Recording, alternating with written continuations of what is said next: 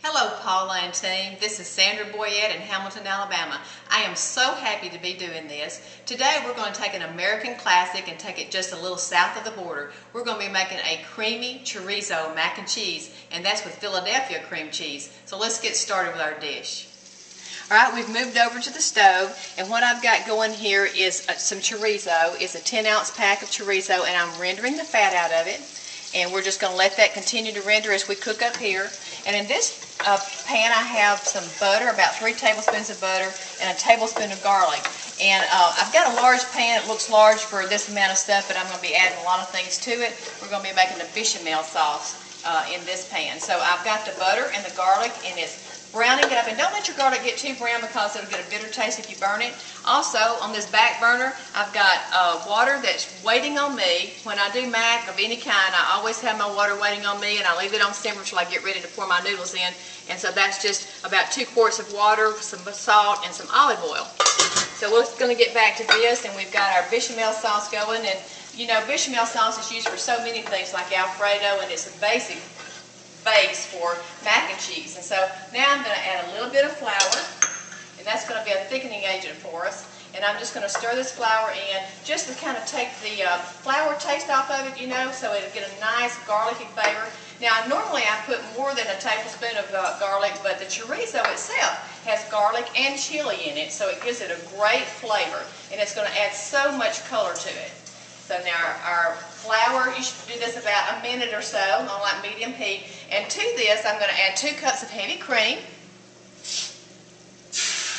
You can hear the sizzle. And I'm going to stir that in. We're going to keep this going. It starts to thicken. And then I'm going to take my mac and go ahead and put that in. I'm just going to dump that in. When it comes back up to a boil again, we're going to give it a good stir. Turn that up on high. We give it one little squish right now.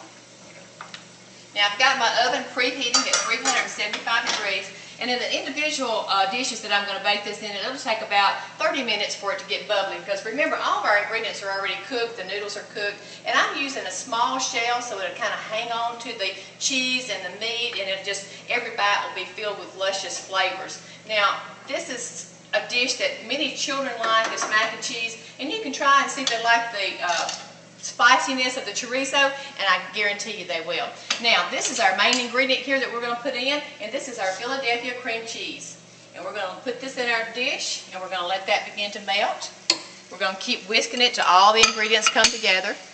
I also have about a cup and a half of white American cheese, and I use white American because I really like the creaminess of it, and so it'll really melt and do very well. I'm also adding a little bit of chopped jalapeno peppers, and then I'm going to render the fat off of that. I'm going to add my chorizo to this in just a moment, but I'm going to let the cheese melt first.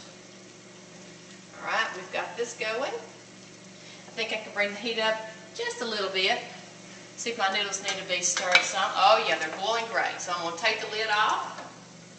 Going to place the lid right over there. We're going to let those go. And just look at your package insert about the kind of noodles that you're using, because some cook longer than others. These are small, so they're only going to take about 7 minutes to get to an al dente state, and that's what we want because we're going to finish baking them off in the oven. So we're going to continue to thicken this. I'm going to drain off my chorizo, and I'm going to show you what it looks like when it all comes together in this pan.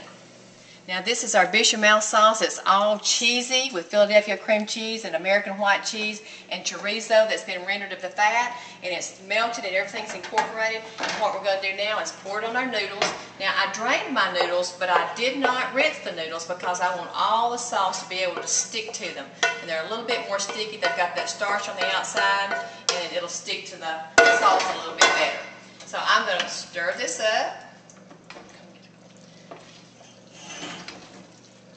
And we're going to put this in individual ramekins. We're going to serve this for dinner tonight with a little toasted bread and maybe a margarita.